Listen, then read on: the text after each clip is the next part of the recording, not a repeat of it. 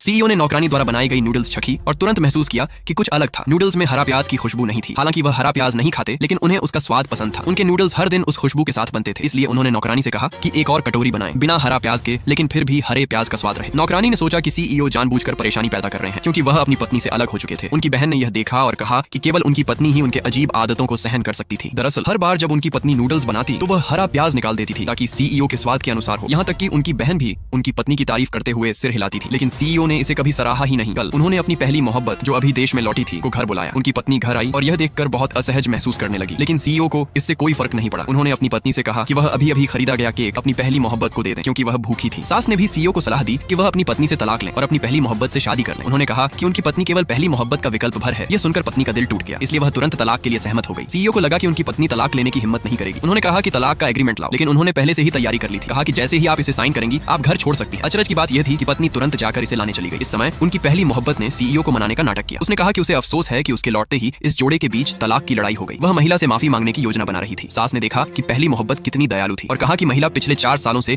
CEO से चिपकी हुई थी, इसलिए उसने भविष्यवाणी की कि 1 मिनट से भी कम समय में महिला रोते हुए बाहर आएगी और सीईओ से गुहार लगाएगी कि वह तलाक न ले। और सच में अगले ही पल महिला ने तलाक का एग्रीमेंट मेज पर फेंक दिया। सीईओ हंस पड़े। उन्होंने देखा कि दस्तावेज पर उसका नाम नहीं था। उन्होंने गलतफहमी में सोचा कि महिला वास्तव में तलाक लेने की हिम्मत नहीं रखती। महिला ने समझाया कि तलाक के एग्रीमेंट में लिखा था कि उसे अरबों डॉलर का व्यावसायिक मार्ग मिलेगा, लेकिन उसने ट्रांसफर एग्रीमेंट नहीं देखा था। यह समझकर कि उनकी पत्नी वास्तव में तलाक चाहती है, सीईओ गुस्से में आ गया और ट्रांसफर एग्रीमेंट निकालकर साइन करने के लिए तैयार हो गया। फिर उसने अपनी पत्नी को तलाक के एग्रीमेंट पर हस्ताक्षर करने और घर छोड़ने के लिए मजबूर किया। सास ने महिला पर चिल्लाते हुए उसे अनाथ कहा कि इन सभी वर्षों में वह सीईओ पर निर्भर रही है। उन्होंने कहा कि अगर उसने हस्ताक्षर करने की हिम्मत नहीं की तो यहाँ हंगामा मत करना, और डुआन परिवार उसकी बुरी आदतों को बर्दाश्त नहीं करेगा। ये सुनकर पत्नी ने बिना किसी हिचकिचाहट के तलाक के एग्रीमेंट पर हस्ताक्षर कर दिया। उसने अपनी शादी की अंगूठी सीईओ के सामने फेंक दी और बिना पीछे मुड़े घर छोड़ दिया। अगली सुबह सीईओ ने पाया कि वह अपनी टाई भी नहीं बांध पा रहे थे। उसी समय उनकी बहन आई और उनका मजाक उड़ाने लगी, कहती हुई कि उनकी पत्नी के बिना न केवल उन्हें नींद नहीं आती, बल्कि वह खुद से कपड़े भी नहीं पहन सकते। सीईओ ने सोचा कि शायद उनकी पत्नी ने कल रात उनकी बहन को फोन किया और आज उन्हें मनाने के लिए बुलाया, लेकिन उनकी बहन ने जवाब दिया कि जो मनाने वाला होना चाहिए वह सीईओ खुद है। हालांकि सीईओ ने तलाक पर पछतावा मानने से इनकार किया, लेकिन जब उन्होंने नूडल्स खाए तो उन्हें महसूस हुआ कि उनमें हरे प्याज का स्वाद नहीं था। उन्हें याद आया कि उनकी पत्नी कैसे हरे प्याज निकाल देती थी और केवल उसका स्वाद उनके लिए छोड़ देती थी। उनकी बहन ने उनका मजाक उड़ाते हुए कहा कि अब उन्हें पता चला कि उनकी पत्नी कितनी अच्छी थी, लेकिन सीईओ ने तिरस्कार दिखाते हुए कहा कि अगर महिला उनकी पहली मोहब्बत जैसी नहीं दिखती तो वह 4 साल पहले उसे दूसरी नजर से भी नहीं देखते। यह सुनकर उनकी बहन ने सोचा कि वह सच में एक बेहुदा इंसान है। अचानक महिला ने फोन किया। सीईओ ने गलती से सोचा कि महिला उन्हें मनाने के लिए कॉल कर रही है ताकि वह सुलह कर ले, लेकिन महिला ने कंपनी के मुख्य डिजाइनर के पद से इस्तीफा दे दिया था। एचआर डायरेक्टर ने पूछा कि क्या उन्हें उनका इस्तीफा स्वीकार कर लेना चाहिए और कहा कि महिला के बिना कंपनी बिखर जाएगी। सीईओ ने अहंकारी अंदाज में जवाब दिया कि उन्होंने इस्तीफा स्वीकार कर दिया, क्योंकि वह अभी भी सोचते थे कि महिला ने इस्तीफा इसलिए दिया है ताकि उन्हें तलाक के एग्रीमेंट को रद्द करने के लिए दबाव डाला जा सके। उसकी बहन को यह सब बेतुका लगा और उसने सोचा कि सीईओ वाकई में बेवकूफ है, लेकिन सीईओ को पूरा भरोसा था कि महिला जरूर लौटकर उन्हें मनाने आएगी। उसे यह पता नहीं था कि महिला ने उसे छोड़ने के बाद